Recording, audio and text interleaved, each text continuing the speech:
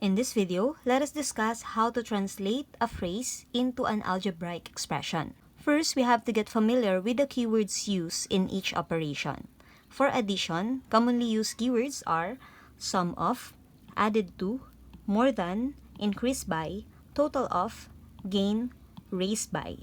For subtraction, we have difference, decreased by, reduced by, dropped by, less than, diminished by, and subtracted from. Multiplication used product of, multiply by, twice or means double or times 2, thrice means triple or times 3, times, and of.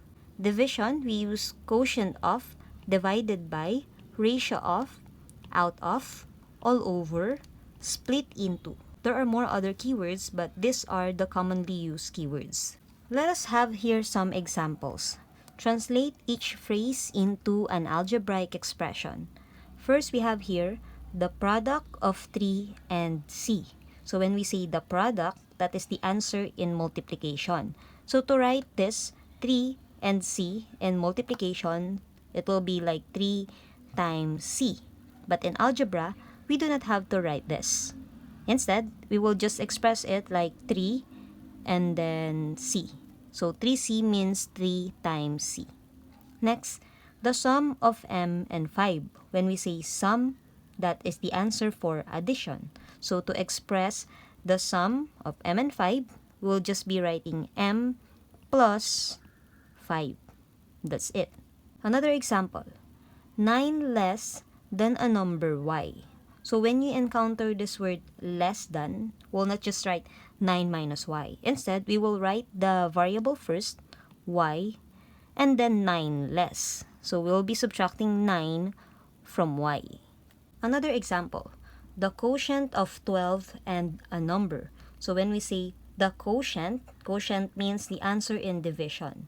So we'll be dividing 12 by a number. Now, if the variable is not given, you may use any variable. So that will be 12, and then for example, the number that we'll use or the variable that we're gonna use is x.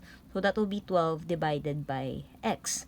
But in algebra, we are not using this symbol anymore. Instead, we are writing it in fraction form. So that will be 12, and then over, or that is the symbol for division, a number x or a variable. So this will be 12 over x, or this is the same with 12 divided by x. Next, half of a number b. When we say half, it means that is like 1/2 of a number b. So we encountered this word of a while ago that it means multiplication. So when we say half of a number, so that is 1/2 of, it means times b. And when you have a fraction and a whole number, you may just multiply this whole number to the numerator. So 1 times b, that will just be b, and then we'll copy the denominator 2. So when we say half of a number b, it's like you are dividing the variable b by 2. Next, a number increased by 15. A number, so we have no variable given, we may use x. Increased by, it means addition by a number 15. So that will just be x plus 15. Another example, 9 reduced by a number x. So just copy 9. And when we say reduced by, so ibig sabihin pababa, minus yan. By a number x. So that will be 9 minus x. Twice a number. When we say twice, it means double or times 2. So twice and then a number, any variable you may use, for example, x. So it means 2 times x. Or when we write that in algebraic expression, we'll just write 2 and then the variable x. 4 more than k. So it's like 9 less than a number y. You will write the second number first, which is k, and then 4 more. It means we'll be adding 4 to that variable. So that will be k plus 4. Let's have more examples. What if more than one operation ang kabilang sa isang phrase? For example, twice a number increased by 5. So when we say twice, that is 2 times. So 2 times a number, we may use any variable, for example, x. Increase by 9. So when we say increase, plus yon, and then by 9. So to write this in algebraic expression, we'll just be writing 2x for 2 times x, and then increase by 9, so we'll have plus 9. Another example, the difference of 3 times a number and 1. So when we say 3 times a number, parang ganito lang din yan, twice a number, pero instead of 2, we'll be using 3. 3 times a number, so the variable is not given. We may use x, 3 times x. So that will be 3x. And then difference of 3 times a number of 3x and 1. So that will be minus 1. Another, the product of n and 7 plus 8. So product, it means multiplication. That will be n times 7. And then after that, we'll be adding 8. So n times 7, we may write that as 7n. And then plus 8, just write plus 8. Next, 2/3 of x plus 3. So when we say 2/3, like this, of x, it means we'll multiply it to x and then plus 3. Plus 3. So if we have a fraction here and then a variable, we may just multiply the numerator to the variable.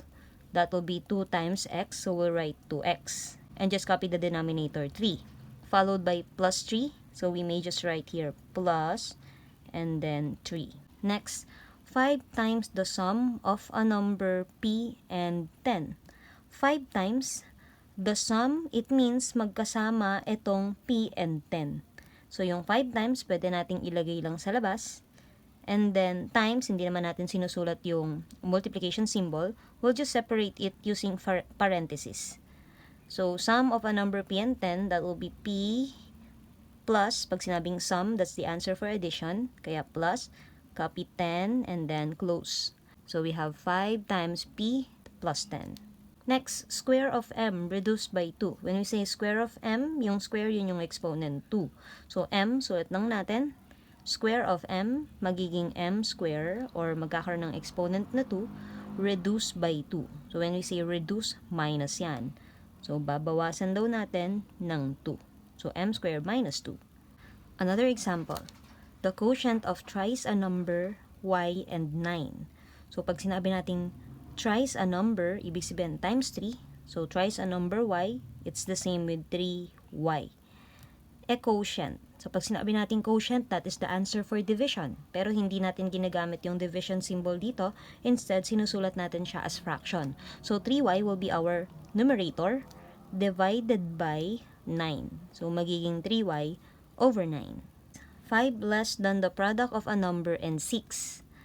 5 less, so ihihiwalay natin yan later, then the product of a number and 6. So, i-multiply natin yung 6 tsaka yung number. Since walang variable na binigay, pwede tayong gumamit ng kahit anong variable. So, a number and 6, for example, 6 times a variable x. And then, 5 less daw po. So, ihuhuli natin yung minus 5. Okay? Pag na-encounter kayo ng less than, sa huli natin ilalagay yung number na nakalagay dito. So, we'll have 6x minus 5. How about this one? 8 increased by twice a number c. So, twice a number, ibig sabihin 2 times. So, 2 times the number c, susulat lang natin ganyan. 8 increased by, so that will be 8. When we say increased, plus yan. And then we have here twice a number c. So, we'll have 8 plus 2c.